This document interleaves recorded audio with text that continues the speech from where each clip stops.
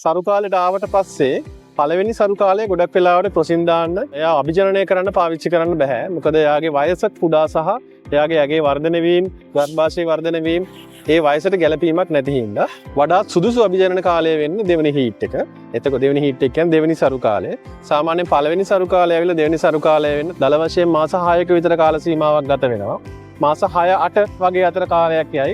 සමහර අවස්ථාවල ලොකු බ්‍රීඩ් වල ඕක මාස 8-12 යනතම් යන්නත් පුළුවන්. ඒක වෙනස්. එතකොට දැන් අපි දෙවෙනි හීට් එකට ඇවිල්ලා දෙවෙනි සරු කාලෙට ඇවිල්ලා එයාව ක්‍රොසින් දාන්න යනවා කියලා හිතමුකෝ. එතකොට අපි කොහොමද ක්‍රොසින් දානකොට හරිම දවස් අඳුරගන්නේ? ඒක ඉතා වැදගත්. මොකද හරිම කාල සීමාවේ එයාව පිරිමි සතෙක්ට දැම්මේ නැත්නම් අපිට පැටවු ලබා ගැනීම හැකියාව නැති වෙනවා. එතකොට ගොඩක් වෙලාවට වා ඒ කාලේට අවධානයෙන් ඉන්න ඕනේ එයාගේ සරු කාලේ එන පළවෙනි දවස. ඒ කියන්නේ එයාගේ යෝනි මාර්ගයෙන් ලේ බින්දු වෙන පළවෙනි දවස් අඳුරගත්තොත් එදා ඉඳලා දල වශයෙන් දවස් 8ක් වගේ ගිහිල්ලා 9, 10, 11, 12, 13 කියන කාල සීමාව දල වශයෙන් ගත්තොත් එයාව පිරිමි සතෙක්ට දාන්න හොඳ වයසක් කියලා ගන්න පුළුවන්. ඒ දවස් 4-5 කාල සීමාවේ දවසක් ඇර, ඒ කියන්නේ පැය 48ක ગેප් එකක් තියලා දෙවතාවක්වත් පිරිමි සතෙක්ට ක්‍රොසින් දානවා නම් හොඳයි. හැබැයි සමහර අවස්ථාවල ගොඩක් වෙලාවට අපි කිව්වට හොඳම සරු කාලේ හීට් එකේ 9-13 කියලා එහෙම වෙන්නේ නැහැ. සමහර අවස්ථාවලදී ඒක සමහර බ්‍රීඩ් වල ඔවියුලේෂන් ටයිම් එකත් එක්ක වෙනස් වෙනවා. ගොඩක් බ්‍රීඩ් වල ගොඩාක් අයගේ දල වශයෙන් දවස් 9 වෙනි දවසේ වගේ ඔවියුලේෂන් එක සිද්ධ වෙනවා. ඊට කලින් 8 වෙනි දවසේ වගේ සමහර ලාවට.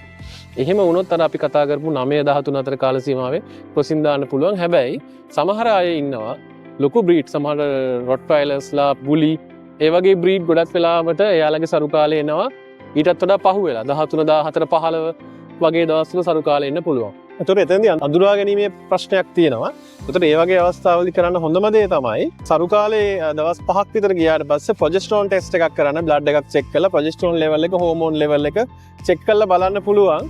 ඒකෙන් අපිට අදහසක් ගන්න පුළුවන් එයාව ක්‍රොසින් දාන්න පුළුවන් හරිම සරු කාලේ මොකක්ද කියලා. ඒකින්ද ඒ ගැන අවධානයෙන් ඉන්න. හීට් එකේ පළවෙනි දවස දෙවෙනි දවස ඒව ගැන අදහසක් නැත්නම් හැබැයි යා හීට් එකේ නම් ඉන්නේ හරියටම අඳුර ගන්න ඕන නම් ක්‍රොසින් දාන දවසම පද්ද කියලා. හොඳම වැඩේ තමයි ප්‍රොජෙස්ටරෝන් ටෙස්ට් එකක් කරලා හරියටම කන්ෆර්ම් කරගන්න එක. එහෙම නැත්නම් සාමාන්‍ය පරිදි යාගේ චර්යාව යන එක්කෙනෙක් නම් කලින් වතාවලත් ඒ විදිහටම හරිම කාලවල වලදී ක්‍රොසින් ඩේට්ස් ආවනම් එහෙම වුණොත් දල වශයෙන් 9-13 වගේ දවස් 7 දවස් දෙකකට සැරයක් දවසක් ඇර දවසක් ක්‍රොසින් දාන්න. එතකොට පැටව් අභිජනනය කර ගැනීමේ හැකියාව වැඩි වෙනවා. ඒක හින්දා ඔය ගැන පොඩ්ඩක් අවධානයෙන් ඉන්න.